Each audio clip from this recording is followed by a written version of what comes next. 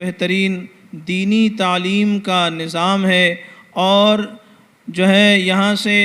اللہ تعالیٰ نے ایک علم کے چشمے کو جاری فرمایا ہے اور بہت اس کا نفع ہو رہا ہے، اور اللہ کرے کہ اللہ تعالیٰ اس کے فیض کو تا دیر اور تا دور قائم و دائم رکھے، اور ہم سب اس سے جو ہے مکمل فائدہ اٹھائیں۔ اور یہ ایک ایسا ادارہ ہے جہاں پر جو ہے اللہ اور اس کے رسول کی اور دین اور سنت پر چلنے کی جو ہے اللہ رسول کی تعلیمات اور قرآن اور حدیث کی تعلیمات اور سنت و شریعت کی پابندی، اور یہاں پر جو ہے اللہ تعالیٰ نے جو ہے خاص رحمت نازل کیا کہ یہاں پر ایک ادارہ قائم ہوا جو کہ یہی نہیں بلکہ ایک علاقے کی ضرورت تھی، اللہ نے اس کو جو ہے ذریعہ بنایا ہے۔ اللہ پاک اس کے فیض کو، اور یہاں سے ماشاءاللہ بہت ساری لڑکیاں یہاں سے فارغ ہو کے اپنے اپنے مقام میں جہاں پر گئی ہیں وہ دین کی تعلیم کو پھیلانے کا، قرآن کی تعلیم کو پھیلانے کا ذریعہ بنی ہیں۔ یاد رکھیں، عورت اگر بنتی ہے تو خاندان بنتا ہے۔ اگر ایک عورت میں دینداری پیدا ہو جائے، ایک عورت یہ ٹھان لے کہ مجھے سنت و شریعت کا پابند ہونا ہے اور مجھے اپنے گھروں میں اللہ کے نبی کی سنت کو زندہ کرنا ہے اور دین کی فضا قائم کرنا ہے، تو یاد رکھیں عورتوں کا عزم اور حوصلہ بھی بہت بلند ہوتا ہے۔ اور ہم دیکھتے ہیں تاریخ کے اوراق جب پلٹتے ہیں تو ہم کو معلوم ہوتا ہے کہ حضرت عمر رضی اللہ تعالی عنہ جو حقیقت میں اللہ تعالیٰ اللہ کے نبی پیارے آقا محمد رسول اللہ صلی اللہ علیہ وسلم نے جن کے متعلق فرمایا تھا لو کان بعدی نبی لکان عمر، اگر میرے بعد نبوت کا کوئی اگر دروازہ کھلا ہوتا تو جو ہے عمر نبی ہوتے، لیکن چونکہ آپ کے بعد نبوت کا دروازہ بند، آپ خاتم النبیین ہیں، اب آپ کے بعد کوئی کسی قسم کا نبی آنے والا نہیں ہے، کوئی نیا نبی نہیں آئے گا، نہ کوئی ذلی نہ بروزی اور نہ کوئی کسی قسم کا نبی نہیں آئے گا۔ اور یاد رکھیں اللہ کے نبی پیارے آقا محمد رسول اللہ صلی اللہ تعالی علیہ وسلم نے جس شخصیت کے متعلق یہ ارشاد فرمایا کہ حضرت عمر رضی اللہ تعالی عنہ کا معاملہ تو ایسا تھا جس راستے گزرتے شیطان وہاں سے بھاگ جاتا تھا، اور حضرت عمر رضی اللہ تعالی عنہ بسا اوقات ان کی رائے پر قرآن کی آیتیں اترتی تھیں۔ میری مائیں اور بہنیں، اس کے پیچھے ان کی بہن کا ہاتھ تھا۔ جب وہ جو ہے ان کی بہن ایمان قبول کر لی، حضرت عمر رضی اللہ تعالی عنہ کو خبر ملی اور کسی نے کہا کہ عمر کہ تم جو ہے ذات نبوت کو ابھی وہ ایمان نہیں لائے تھے اور انہوں نے فیصلہ کر لیا تھا کہ میں جو ہے عرب میں یہ جو جھگڑا پھیلا ہے محمد صلی اللہ علیہ وسلم، اور وہ یہ کہتے تھے کہ اس نے ہمارے معبودوں کو اور ہمارے ماں باپ آبا و اجداد جس کو پوچھ کے آ رہے تھے، آج وہ اس کا انکار کر رہا ہے، ہمارے معبودوں کا جو ہے انکار کر رہا ہے اور ایک اللہ ایک وحدانیت کی دعوت دیتا ہے، میں آج اس کا سر قلم کر دوں گا۔ بہادر کے نام سے مشہور تھے، لیکن جب ان کو یہ خبر پہنچی کہ حضرت عمر کو کہ ان کی بہن ایمان قبول کر لی ہے تو وہ بھاگے ہوئے جاتے ہیں۔ کہا عمر تم اپنے پہلے گھر کی خبر لو، تمہاری بہن تو آقا مولا محمد مصطفیٰ صلی اللہ علیہ وسلم پر ایمان لے آئی ہے۔ تو حضرت عمر جاتے ہیں، دروازہ کھٹکھٹاتے ہیں، اندر سے آواز آتی ہے کون؟ کہا میں عمر ہوں۔ کہا کیا بات ہے، دروازہ کھولو، یہ کیسی آواز آ رہی ہے؟ عمر جو ہے اپنی بہن کو دست درازی ہاتھ جو ہے ان کو زود کوب کرتے ہیں، مارتے پیٹتے ہیں۔ کہا یہ کیسی تجھے ہمت ہوئی؟ اس عمر کی بہن تھی، اس نے کہا کہ اے عمر تو جس ماں کا دودھ پیا ہے میں بھی اسی ماں کا دودھ پیوں ہوں، تجھ سے جو ہو سکے کر لے، لیکن میں نے دین محمدی کو قبول کر لیا ہے، اب تجھ سے جو ہو سکے کر لے، جان تو چلی جائے گی لیکن ایمان نہیں جائے گی۔ یاد رکھیں اس عمر رضی اللہ تعالی عنہ کے پیچھے ان کی بہن کے یہ ہمت اور حوصلہ ان کے دل میں ایسا اثر کیا کہ جو شکار کرنے چلے تھے وہ خود ہی حضور کے دربار میں شکار ہونے کے لیے چلے گئے اور وہاں پر دربار رسالت مآب صلی اللہ علیہ وسلم میں نشید وہ گیٹ بند کر دو،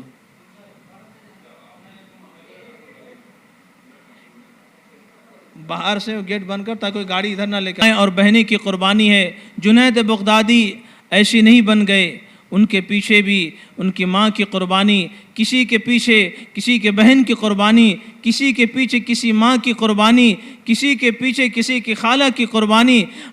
یہ ایک سلسلہ ہے۔ اور اللہ تعالیٰ جب کسی ماں بہنوں کے دلوں میں ایمان کو راسخ کر دیتا ہے، جب بات سمجھ میں آ جاتی ہے، جب وہ روحانیت اور سنت پر چلنے کا وہ ٹھان لیتی ہیں، پھر دنیا کی کوئی طاقت ان کو رسم و رواج میں الجھا نہیں سکتی۔ لیکن اصل چیز یہ ہے کہ عزم مصمم کرنا، دین کی تعلیم کو سیکھنا سمجھنا۔ جب تک ہم اس سے دین سے قریب نہیں ہوں گے، دین کی تعلیمات کو نہیں سیکھیں گے، تو پھر عمل سے جو ہے ہمارا دل بھی گھبراتا ہے، اور شیطان اور جو ہے یہ دنیا کے نت نئے دجالی فتنے پھر ہمارے سر چڑھ کر باتیں کرتے ہیں، پھر ہم سنت و شریعت کو چھوڑ دیتے ہیں، رسم و رواج کو اختیار کر لیتے ہیں۔ اس نادانی کی وجہ سے میری مائیں اور بہنیں، یہ ادارہ الحمدللہ اس سے اتنا فائدہ ہو رہا ہے کہ یہاں سے جو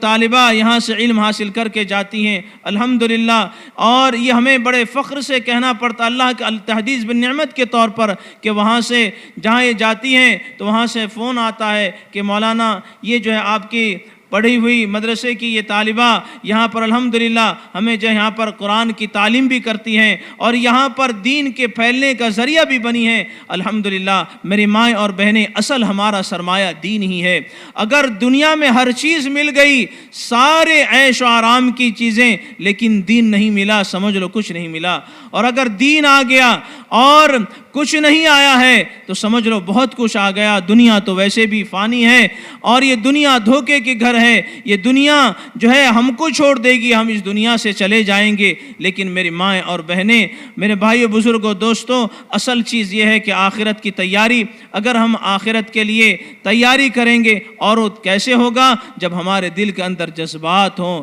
ارادہ ہو۔ ارادہ کیسے بنے گا؟ جب اس ماحول میں جائیں گے، جب آدمی ماحول سے جڑتا ہے تو اس کے دل میں عزم و حوصلہ بھی بڑھتا ہے۔ یاد رکھیں، لباس انسان کے اندر ایک تبدیلی لاتی ہے۔ اگر کوئی پولیس کا لباس پہن لے تو اس کو ویسی سوچ و فکر آنے لگتی ہے، فوج کا لباس پہن لے ویسی سوچ و فکر آنے لگتی ہے، یہاں تک کہ اگر کوئی جو ہے پاجامہ کرتا ٹوپی اور نیک لوگوں کے لباس پہنتا ہے تو اس کے دل میں بھی ویسی سوچ و فکر آتی ہے۔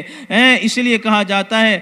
جو ہے اگر لباس ظاہر کا اثر بھی باطن پر پڑتا ہے۔ اگر ہم اس ماحول میں رہیں گے، دین کے ماحول میں اور دینداروں کے ماحول میں، اللہ والوں کی صحبت میں رہیں گے تو ہماری سوچ و فکر بھی ویسی ہوگی۔ اس لیے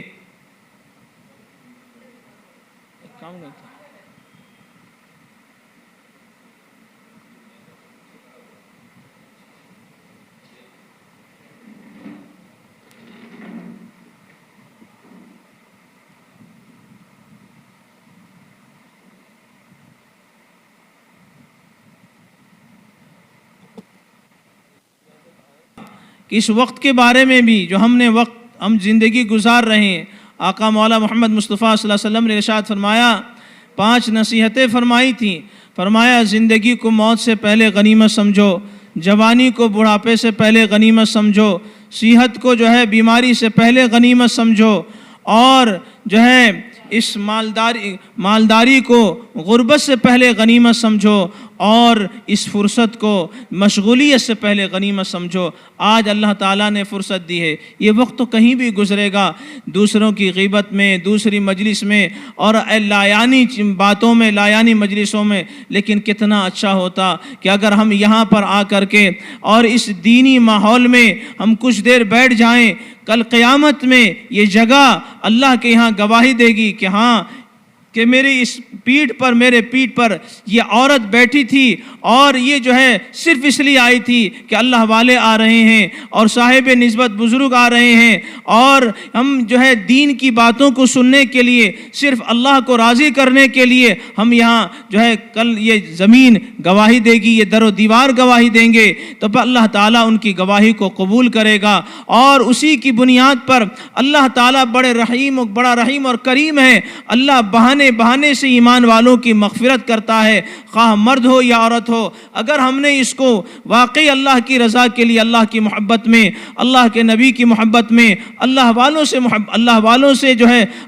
کی محبت میں آ کر کے ہم اگر اس کو غنیمت سمجھ کر کے کچھ دیر بیٹھے صرف اللہ کی رضا کے لیے، تو یاد رکھیں یہ معمولی چیز نہیں ہے۔ ہم کہتے ہیں چلو آواز آ رہی ہے، کون جائے گا، بھی 5-10 منٹ میں ختم ہو جائے گا۔ شیطان مختلف قسم کی باتیں ڈالتا ہے، لیکن یاد رکھیں شیطان کبھی نہیں چاہتا کہ ایمان والا مرد ہو یا عورت کہ وہ کبھی کامیاب ہو اور وہ جنت میں جائے، اس لیے کہ اس کی ساری محنت ہوتی ہے کہ ایمان والوں کو، اللہ کے بندوں کو اللہ سے دور کر کے وہ جہنم میں اپنے ساتھ لے کر کے جانا چاہتا ہے۔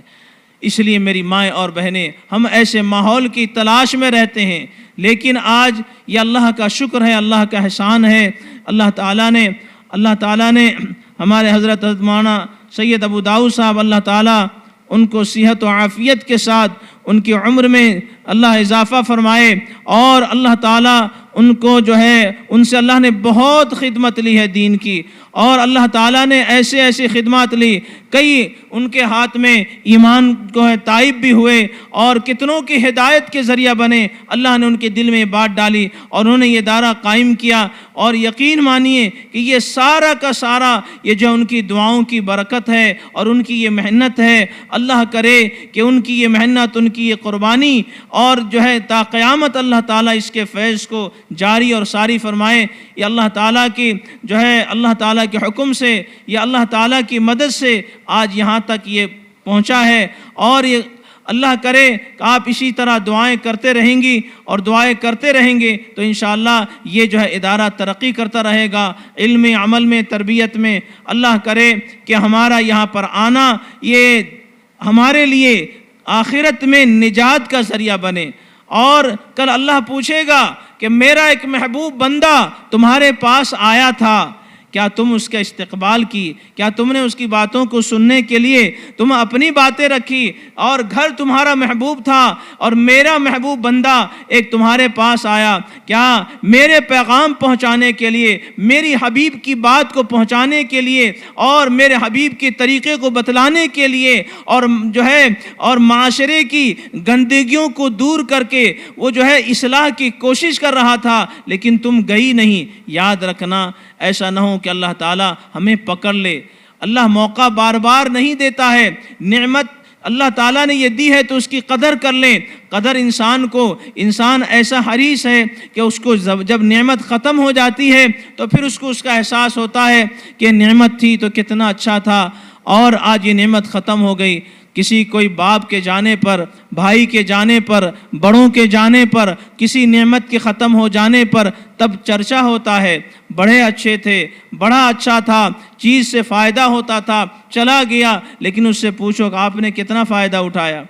نہیں۔ کیوں؟ اس لیے کہ جب نعمت تھی تو قدر نہیں، اور جب نعمت چلی جاتی ہے اس کا احساس ہوتا ہے۔ یاد رکھیں بزرگان دین کا وجود اس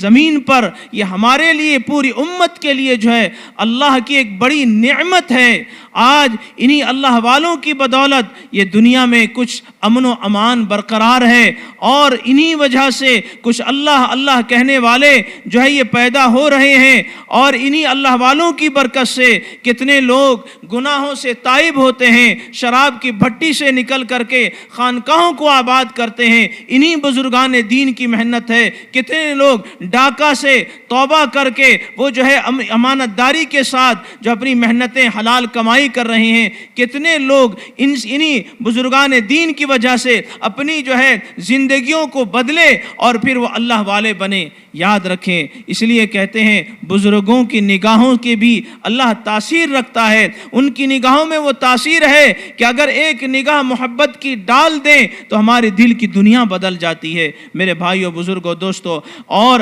اولیاء کرام اللہ تعالیٰ خود قرآن میں فرماتا ہے الا ان اولیاء اللہ لا خوف علیہم ولا هم يحزنون، کہ اللہ کے ولی، اللہ کے دوست ایسے ہوتے ہیں ان کو کسی چیز کا خوف و خطر نہیں ہوتا۔ دنیا کیا کہے گی، لوگ کیا کہیں گے، ماحول کیا کہے گا، اس کی ان کو فکر نہیں ہے۔ کیوں؟ اس لیے کہ ان کے دل میں اللہ کا خوف ہے، تقوی والی زندگی ہے، طہارت والی زندگی ہے، جنہوں نے لوگوں کو اللہ سے جوڑنے کے لیے اپنی زندگیاں وقف کر دیں، اپنی زندگیاں قربان کر دیں۔ کتنے مصائب جھیلے، کتنا بھوکا رہنا پڑا، کن کن حالات سے انہوں نے سامنا کیا، صرف اس وجہ سے کہ اللہ کا دین اللہ کے بندوں تک پہنچ جائے، نبی کی سنت ہمارے ایمان والوں تک پہنچ جائے۔ آج ایمان والا جو ہے اپنے آپ کو مفلس محسوس کرتا ہے۔ کیوں؟ وہ یہ سمجھتا ہے کہ اسلام میں کوئی چیز نہیں ہے، زندگی گزارنے کی کوئی طور و طریقے نہیں ہیں۔ اس لیے آج ہم شادی بیاہ ہو، موت و حیات ہو، ہر ایک میں ہم دوسروں کی نقالی کرتے ہیں، دوسرے مذاہب کی، دوسرے قوموں کی نقل کرتے ہیں، حرام چیز کو پروان چڑھاتے ہیں، نئے نئے طریقے سے بدعات اور رسومات کو رواج دیتے ہیں۔ وجہ یہی ہے کہ جب ہم اللہ سے دور ہو گئے اور جب ہم اللہ والوں سے دور ہو گئے، نیکی سے دور ہو گئے، دین سے دور ہو گئے، دینی تعلیمات کو سیکھنے، سننے، سمجھنے کے لیے ہمارے پاس وقت نہیں ہے، تو پھر یاد رکھنا یہ راستے جو خالی نظر آتے ہیں، جن میں ہم چل کر کے آتے ہیں، یہ راستہ اس لیے ہے کہ لوگ چل رہے ہیں، گاڑیاں چل رہی ہیں، سواریاں آتی جاتی گزرتی ہیں، یہ راستہ بنا ہوا ہے۔ لیکن جب عرصے دراز ہو جائے، یہ راستے پر آنا جانا اور گاڑی گھوڑا یہ سب بند ہو جائے، پھر راستہ نہیں رہتا، راستہ خود بخود جنگل ہو جاتا ہے، خالی جگہ پھر وہ جنگل سے بھر جاتا ہے۔ سائنس بھی اس بات کو پروف کرتی ہے کہ کوئی جگہ آپ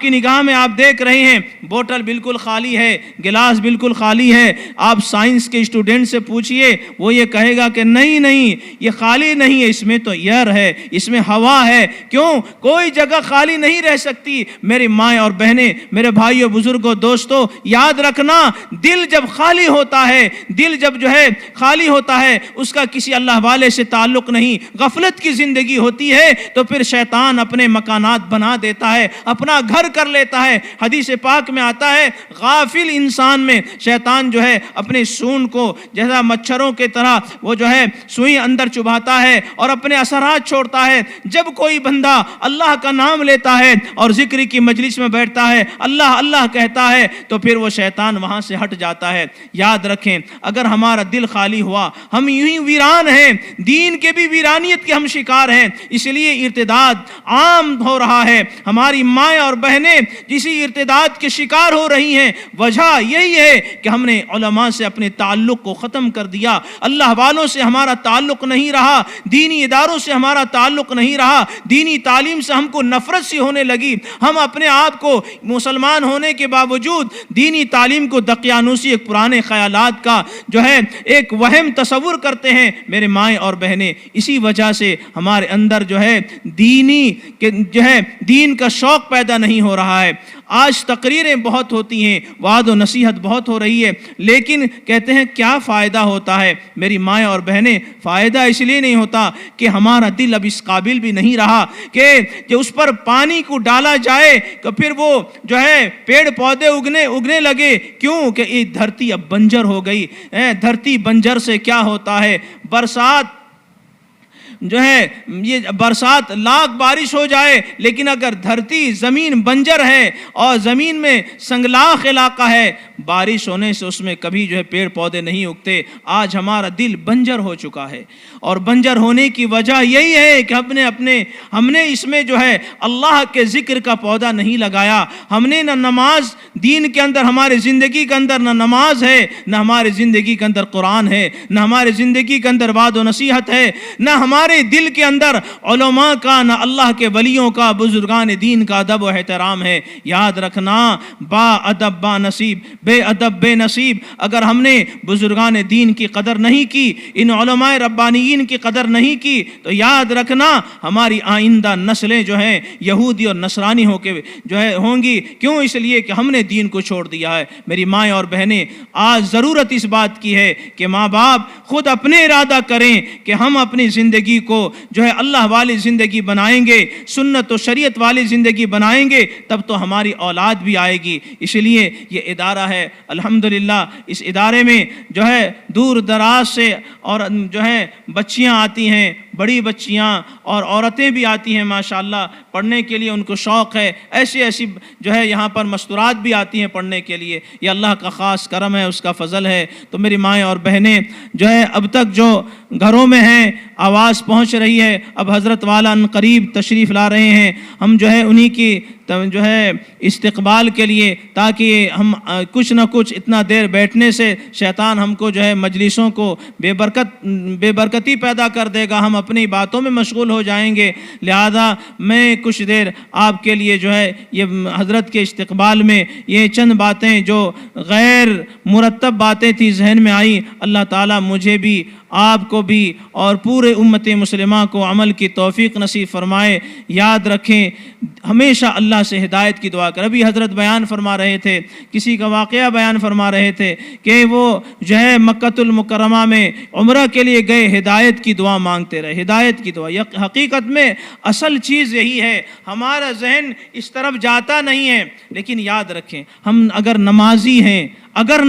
ہیں نماز پڑھ رہے ہیں تو یاد رکھیں ہر رکعت میں سورہ فاتحہ کا پڑھنا ضروری ہوتا ہے، اور سورہ فاتحہ ہی میں ہے اہدنا الصراط المستقیم، اے اللہ ہمیں صراط مستقیم پر چلا، سیدھے راستے پر چلا، ہدایت کا راستہ، ہمیں ہدایت عطا فرما، اہدنا ہمیں ہدایت دے۔ یقیناً اللہ سے ہر موڑ پر پہ ہمیں ہدایت مانگنی چاہیے، ہمیں ہدایت مانگنی چاہیے، اور جو جتنا ہدایت مانگتا ہے اللہ اس کے لیے ہدایت کے راستے کو بھی کھول دیتے ہیں۔